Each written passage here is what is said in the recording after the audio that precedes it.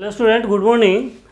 आइए आज आपको chapter first science matter in our surroundings का एक पार्ट मैंने वीडियो बना दिया था। अब ये दूसरा पार्ट मैं बना रहा हूँ। इसमें आपको है change of state of matter, यानी मैटर का स्टेट चेंज करना। मैटर का स्टेट चेंज कैसे होता है? जैसे कोई मैटर है तो वह चेंज हो सकता है। स्टेट मतलब अवस्था उसका चेंज हो जाता है। फॉर एग्जाम्पल, तो मैटर का स्टेट दो तरह से, टू टाइप से चेंज किया जा सकता है। Matter can be change the state in two types. Matter का स्टेट दो तरह से चेंज किया जा सकता है, एक टेम्परेचर से और एक होता है प्रेशर से। तो टेम्परेचर से का मतलब है कि किसी भी मैटर को अगर टेम्परेचर बढ़ा दिया जाए, उसको गर्म किया जाए, तो हो सकता है कि उसका स्टेट चेंज हो जाता है। स्टेट मतलब उसकी अवस्था चेंज हो जाती है। और दूसरा है प्रेशर, अगर उस मैटर पर दिया जाए तो प्रेशर से भी उसका स्टेट चेंज हो जाता है। तो आइए इसके बारे में अब आज हम लोग जानते हैं कि change of state of matter. तो पहला जो कंडीशन है कि matter can be change by two types. पहला क्या है कि matter can be changed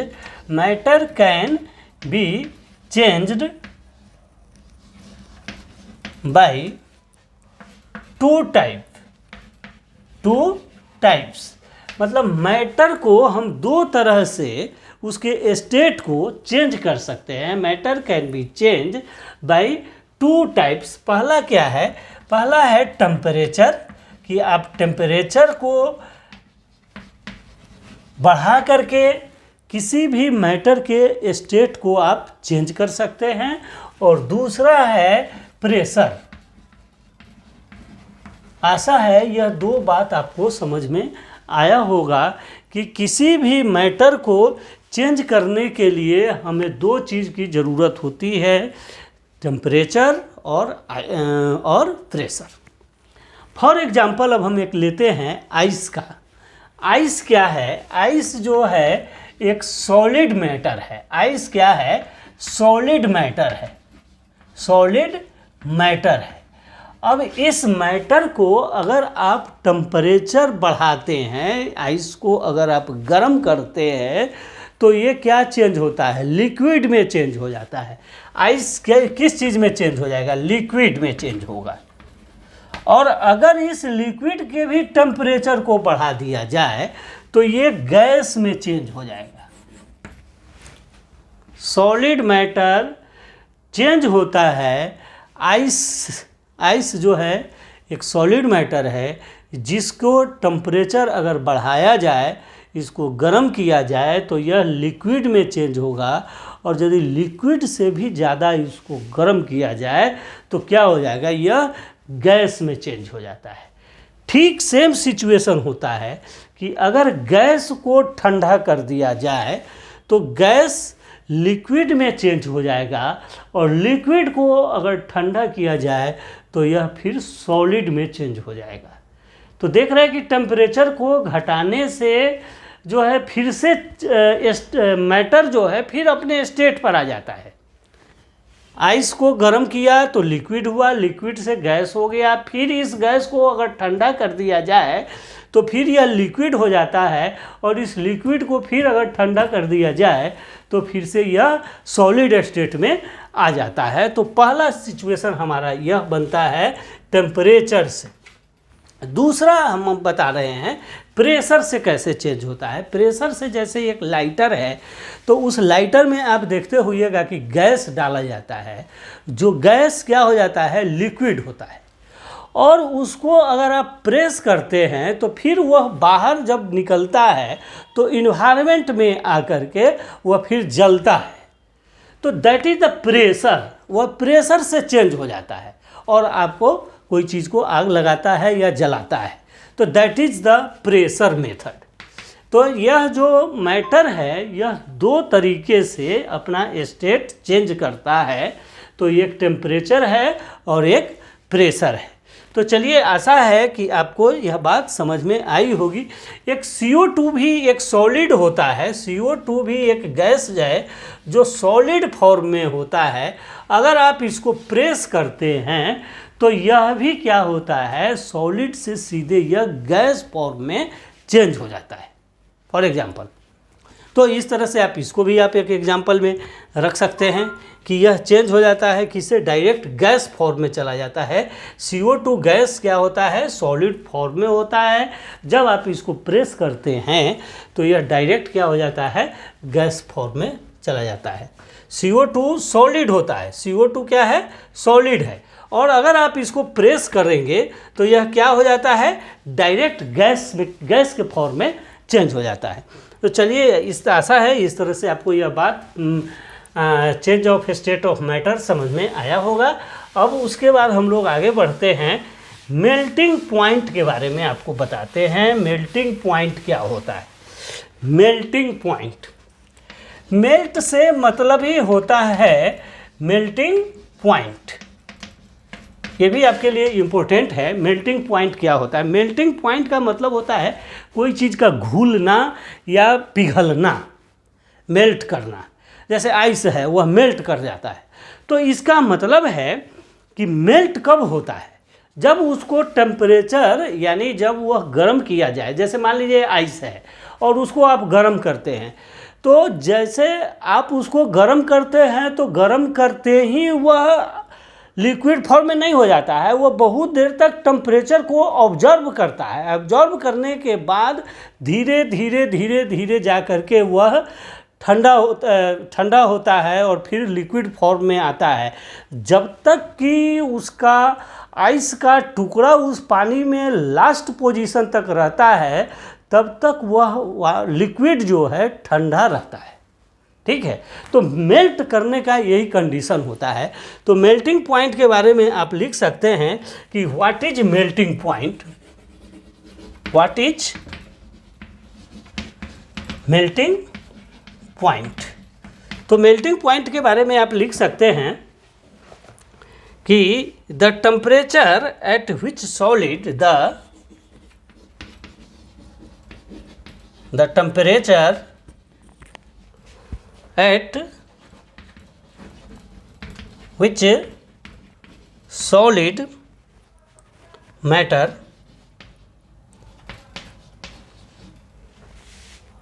to form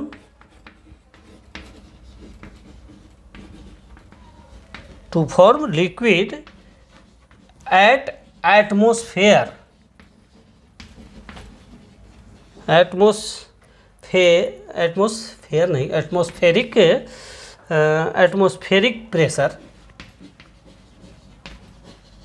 atmospheric pressure is called melting point। जब किसी सॉलिड को गर्म करके और उसको पिघलाया जाता है, और जब तक वह पिघलता नहीं है या एटमॉस्फेरिक प्रेशर पर वह पिघल नहीं जाता है, तब तक अगर आप उसको गर्म करते हैं तो उसको बोला जाता है क्या, मेल्टिंग पॉइंट। कि अपना वह नॉर्मल टेम्परेचर पर जब तक नहीं आता है, that is the melting point.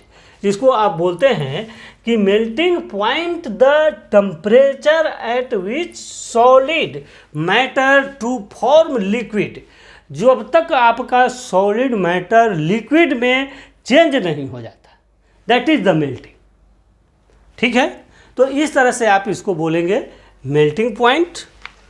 अब एक और नया वर्ड आता है मेल्टिंग पॉइंट के बाद,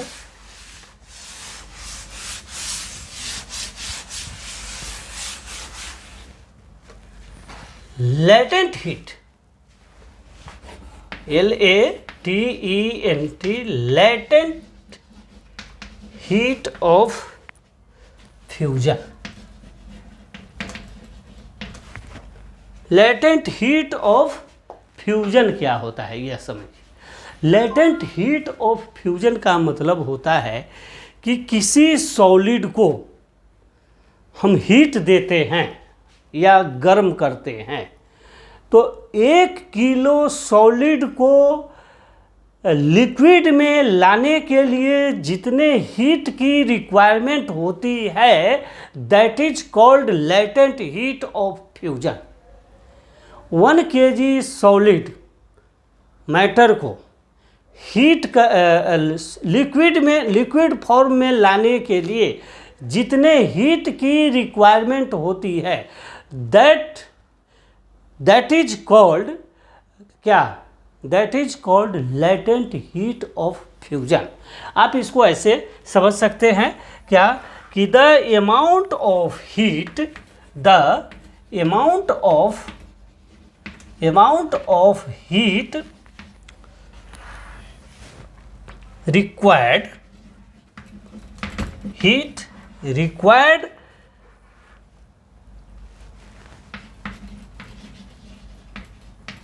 to change to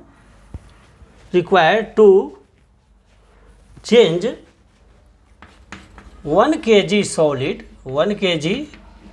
solid to its liquid state. देखिए इसका मतलब क्या है, लेटेंट हीट ऑफ फ्यूजन का मतलब हुआ कि 1 किलो सॉलिड को लिक्विड बनाने में जितने हीट की रिक्वायरमेंट होती है, उसी को हम लोग लेटेंट हीट ऑफ फ्यूजन कहते हैं।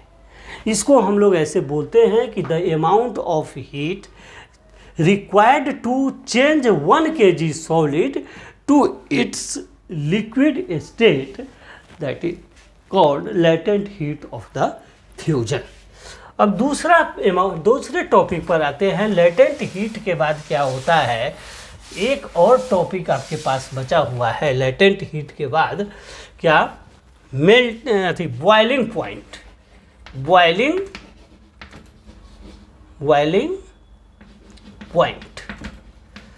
बॉइलिंग पॉइंट भी आप समझते होंगे। जैसे मान लीजिए कि कोई लिक्विड है और उसको अगर आप गर्म करते हैं तो वो धीरे धीरे उसके अंदर हीट एब्जॉर्ब होते होते तब जाकर के वो बॉयल होता है। ऐसा नहीं है कि आपने पानी को उस पर रख दिया और वो बॉयल होने लगता है। क्या होता है उसके अंदर, वो क्या होता है, हीट धीरे धीरे उसको हीट करता है, और जब वह वाटर पूरा हीट होकर 100 डिग्री सेल्सियस के पास चला जाता है, तब जाकर वह बॉयल होने लगता है।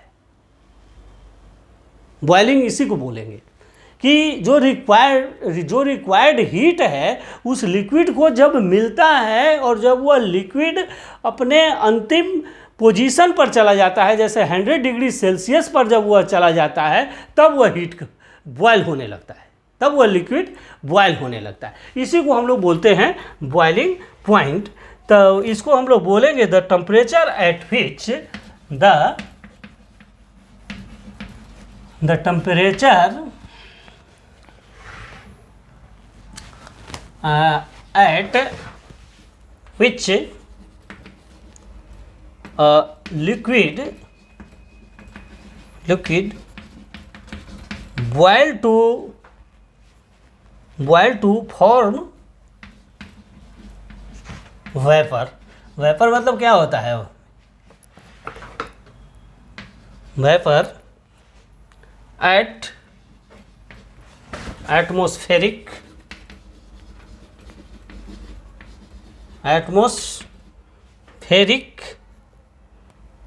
that is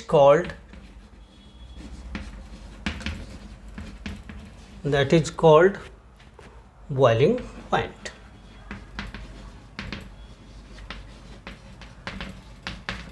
boiling point.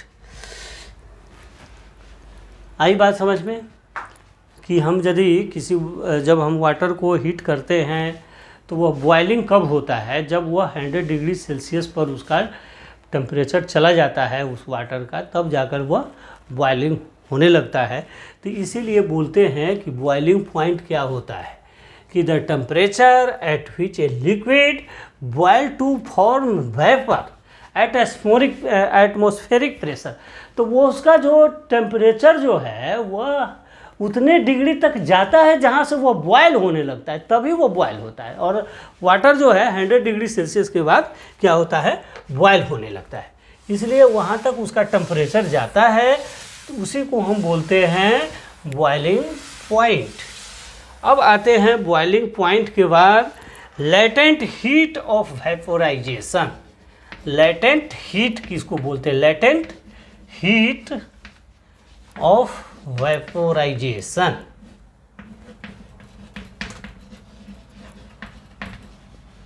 Latent heat of vaporisation, अब इसमें क्या है, latent heat of vaporisation, 1 kilo liquid को वेपर बनाने के लिए जो हमें रिक्वायर्ड हीट की ज़रूरत होती है उसको हम लोग बोलते हैं latent heat of vaporisation.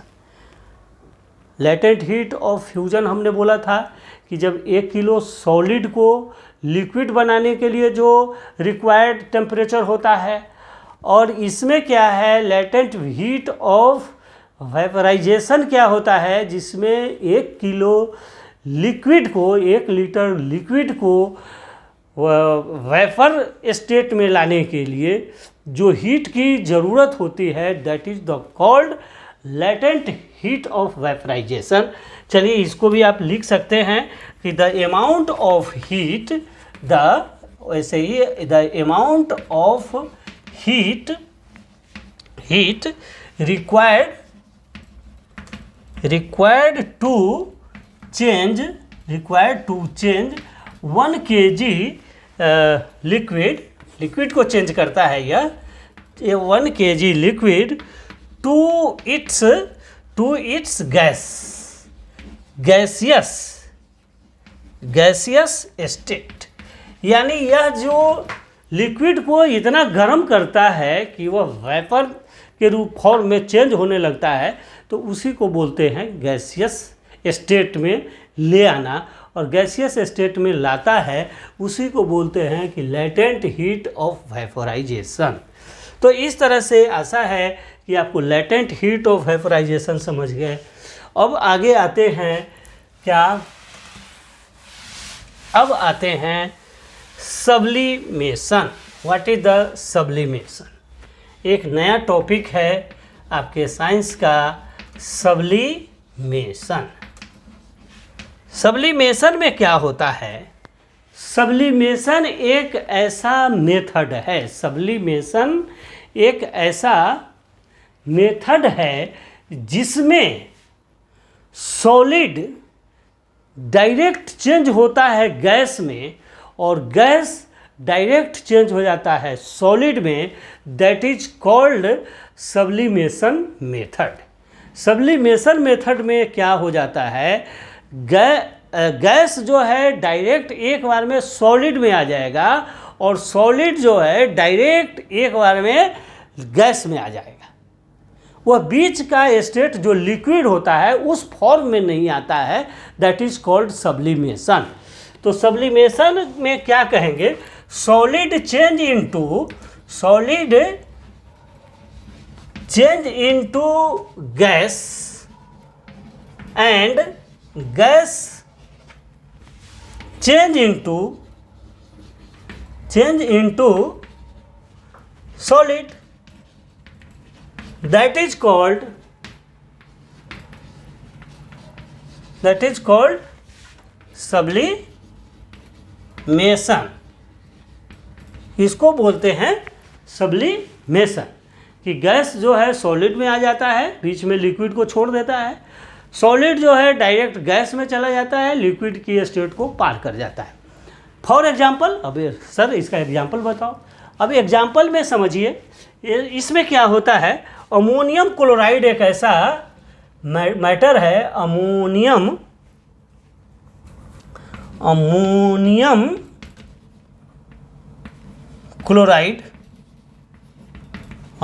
Chloride एक ऐसा मैटर है, यह क्या होता है कि यह सॉलिड से गर्म करने पर डायरेक्ट गैस में चेंज हो जाता है, अमोनियम क्लोराइड।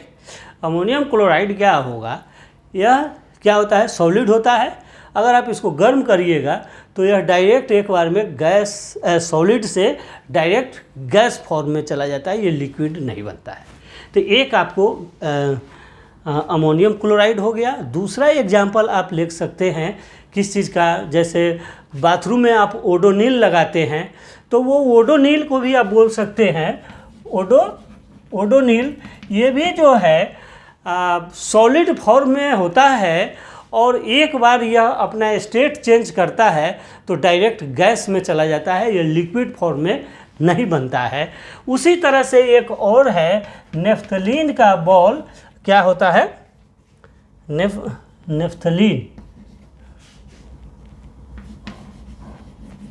Naphthalene ball. ये भी जो है कपड़ा में डाला जाता है या बहुत जगह इसका यूज किया जाता है। जैसे आप अपने घर में कपड़ा उपड़ा जब ठंडा का या गर्मी का मौसम में जब कपड़े को रखते हैं तो उसमें नेफ्थलीन बॉल को लोग रख देते हैं और वह बॉल जो है डायरेक्ट चेंज हो जाता है, धीरे धीरे वह ख़त्म हो जाता है गैस में, वह लिक्विड फॉर्म में नहीं आता है। इसलिए उसको बोलते हैं कि ये भी जो है कि डायरेक्ट चेंज हो जाता है। उसके बाद एक आप कैम्फर बोल सकते हैं, CAMPHOR। कैम्फर जो है एक कपूर बोलते हैं इसको, कपूर होता है जो पूजा के यूज में लाया जाता है। वो भी डायरेक्ट गर्म अगर किया या आग लगाया जाता है तो डायरेक्ट वह क्या हो जाता है, गैस फॉर्म में चेंज हो जाता है। चाहे आप उसको खुला हुआ छोड़ दीजिए तो भी वह क्या होता है कि गैस फॉर्म में चला जाएगा, वह लिक्विड फॉर्म में नहीं आता है। तो इसके एग्जाम्पल है सब्लिमेशन के कि वह अमोनियम क्लोराइड है, ओडोनिल है, नेफ्थलीन बॉल है, कैम्फर है, इस तरह का आप एग्जाम्पल दे सकते हैं। तो चलिए इस तरह से आपको ये सब्लिमेशन समझ में आया। अब हम लोग क्या है, अब हम लोग एक और चीज़ को समझ लेते हैं, वेपराइजेशन क्या होता है। क्या होता है वेपराइजेशन?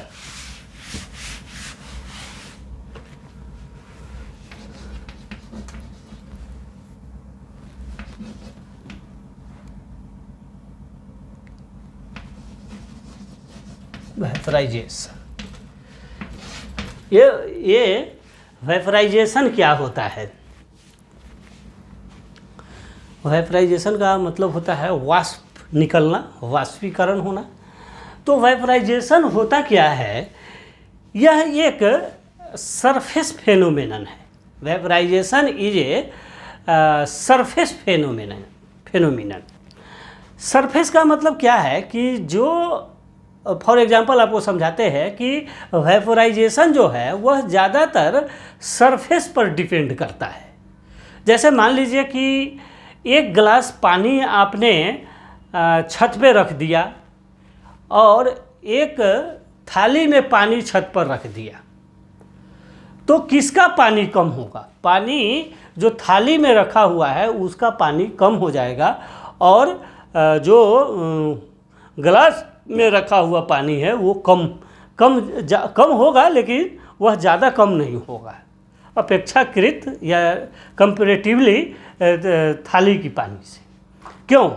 क्योंकि थाली का स्पेस बड़ा है तो उसमें वेपराइजेशन ज़्यादा होता है और ग्लास का स्पेस कम था इसलिए उसमें वेपराइजेशन कम होगा। फॉर जैसे एग्जांपल आप मान लीजिए कि यह ग्लास है तो इसके अंदर जो वेपराइजेशन होगा वह कम होगा, और मान लीजिए कि यह थाली है और इसमें जो वाटर है तो इसका जो वेपराइजेशन होगा वह ज़्यादा होगा। क्यों? क्योंकि इसमें स्पेस ज़्यादा है, इसलिए यह सरफेस पर डिपेंड करेगा वेपोराइजेशन फेनोमेना। समझ में आया बात? तो अब हम इस पर आते हैं कि वेपोराइजेशन क्या होता है। तो it is a surface phenomena. हम इसको लिख लेते हैं, पहले एक कैसे कहेंगे। तो it is a surface phenomena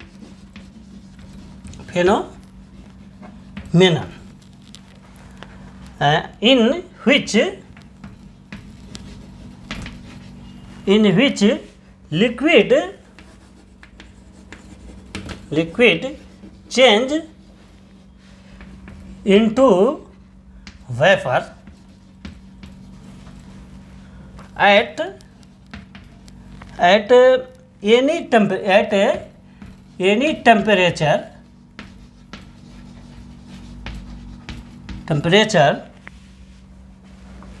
below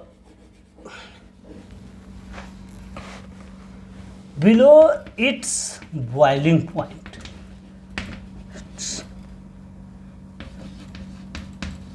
Boiling point, that is called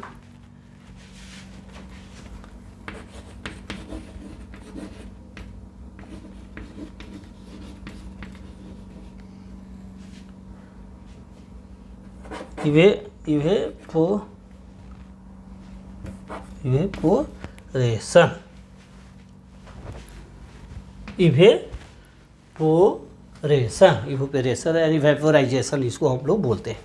तो इसका मतलब यह है कि it is a surface phenomena. आपको यहाँ पर एक एग्जांपल से मैंने समझाया था कि यह which is liquid change into vapour, वाष्प में चेंज होता है at any temperature below it's boiling point. एक तो होता है कि बॉइलिंग पॉइंट से क्या होता है, वेपर होता है और वह गैस बन के निकलता है, तो that is the other method. But vaporization एक अलग मेथड है जिसमें वह बॉइलिंग पॉइंट से नीचे टेम्परेचर रहने के बाद भी वाटर जो है वेपर बन के ऊपर चला जाता है गैस फॉर्म में। इसको हम लोग वेपराइजेशन कहते हैं। और वेपराइजेशन के बारे में अब हम एक बात और बताएंगे कि वेपराइजेशन जो है, वेपराइजेशन क्या करता है, यह एक्सपोज सरफेस एरिया, एक तो हमने पहले ही बताया भी था कि यह डिपेंड करता है, डिपेंड ऑन सरफेस एरिया, यह सरफेस एरिया पर डिपेंड करता है या एक्सपोज करता है सरफेस एरिया पर, कि अगर आपका सरफेस एरिया ज़्यादा है तो उसमें वेपोराइजेशन ज़्यादा होगा, और अगर आपका सरफेस एरिया कम होगा तो वह वेपोराइजेशन उसमें कम होगा। तो पहला कंडीशन वेपोराइजेशन का है कि यह डिपेंड करता है सरफेस पर। दूसरा कंडीशन क्या कहता है कि यह टेम्परेचर पर भी डिपेंड करता है, कि अगर टेम्परेचर ज़्यादा है कहीं पे, अगर मान लीजिए ग्लास में आपने पानी ले लिया और उस पानी को फ्रिज में रख दिया, रूम में रख दिया और छत पर धूप में रख दिया, तो जहाँ का टेम्परेचर ज़्यादा है वहाँ पर ज़्यादा वेपोराइजेशन होगा। जैसे छत का पानी ज़्यादा ख़त्म हो जाएगा, रूम का पानी उससे कम ख़त्म होगा, और फ्रिज में जो पानी रखा हुआ है वह उससे भी कम ख़त्म होगा। इसका मतलब है कि वह डिपेंड करता है वेपोराइजेशन टेम्परेचर पर। तो ये दूसरा एग्जाम्पल हो गया कि आप टेम्परेचर से भी वेपोराइजेशन डिपेंड करता है, चेंज होता है। तीसरा है ह्यूमिडिटी। ह्यूमिडिटी से भी टेम्परेचर का वेपोराइजेशन इफ़ेक्ट करता है। क्या करता है ह्यूमिडिटी से? फॉर एग्जांपल आपको एक समझा रहे हैं कि जैसे बरसात के महीने में आपके एयर में ह्यूमिडिटी ज़्यादा होता है, यानी उसके हवा में वाटर का मात्रा होता है, इसलिए उस समय जो है हमारे बॉडी का पसीना जल्दी नहीं सूखता है, बॉडी हमेशा चिपचिपा सा लगता है। लेकिन अगर गर्मी का मौसम है तो उसमें क्या होता है कि आपका पसीना जो है जल्दी सूख जाता है। इसलिए सूख जाता है कि वहाँ पर हवा में क्या होता है, ह्यूमिडिटी नहीं होती है, हवा में वाटर का पार्टिकल्स कम होता है। आप समुद्री जगह पर जाएंगे तो वहाँ पर एयर में हमेशा ह्यूमिडिटी होती है।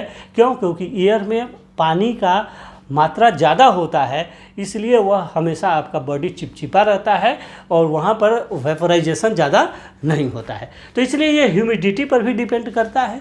और तीसरा के बाद एक चौथा भी कंडीशन होता है, यह विंड पर भी डिपेंड करता है आपका वेपोराइजेशन। जैसे वेपोराइजेशन का विंड से क्या रिलेशन है, आप मान लीजिए कि बहुत ज़्यादा तेज़ हवा चल रहा है और उसमें अगर आप अपने कपड़े को सुखाने के लिए रख दीजिएगा तो आपका कपड़ा जो है जल्दी सूख जाता है। क्या होता है? कपड़ा जल्दी सूख जाता है और यदि हवा कम है तो अपेक्षाकृत धीरे सूखता है, उसमें टाइम थोड़ा ज़्यादा लगता है। इसका मतलब यह है कि एयर जो है, हवा जो है, वो भी वेपोराइजेशन का एक कारण बनता है। तो इस तरह से आपको 4 यह रीजन होता है वेपोराइजेशन का, जिसको आप याद रखेंगे। और इसके बाद अब वेपोराइजेशन के बारे में हमें बात समझ गए। अब एक टॉपिक और आता है जिसको आपको बताते हैं, जो न्यूमेरिकल से रिलेटेड है। और इस टॉपिक को हम यहीं पर अब ख़त्म करेंगे, चूँकि न्यूमेरिकल हम आपको समझा ही दे। एक क्वेश्चन आता है, केल्विन में क्या होता है,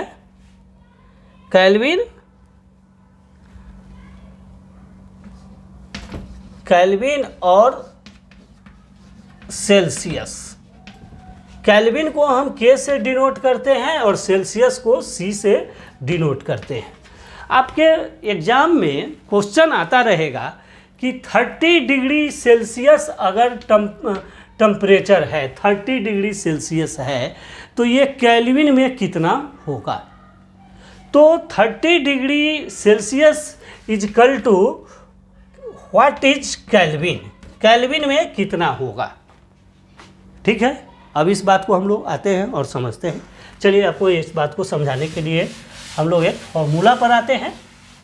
हमारा एक फार्मूला है, यह हमारा फॉर्मूला है जिसको आपको याद रखना है।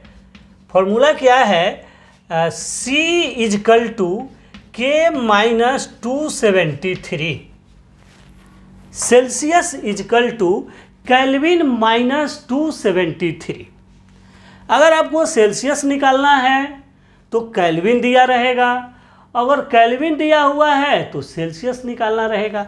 अब आपके पास कोई भी क्वेश्चन आ सकता है, जैसे मान लीजिए कि आपके पास क्वेश्चन एक आ गया कि 30 डिग्री सेल्सियस, तो आपको केल्विन में चेंज करना है। तो कितने डिग्री केल्विन, केल्विन कितना होगा। आशा है बात समझ में आ रही होगी। तो C आपको दिया हुआ है, इसका मतलब हम फॉर्मूला पहले लिख देंगे। तो C कितना है, 30 इजकल टू K माइनस 273। अब K निकालने के लिए क्या करना है, इस नंबर को आप इधर ले आइए। तो ये क्या है, ये माइनस है, तो इधर आके क्या हो जाएगा, प्लस हो जाएगा। तो 30 प्लस 273 इजकल टू K। अब इसको प्लस कर दीजिएगा तो क्या हो जाएगा, 303 इजकल टू K। तो केल्विन आपका कितना आ गया, K equal to 303 degree kelvin.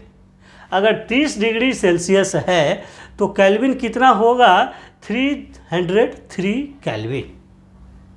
ठीक है। अगर आपको मान लीजिए इसी तरह से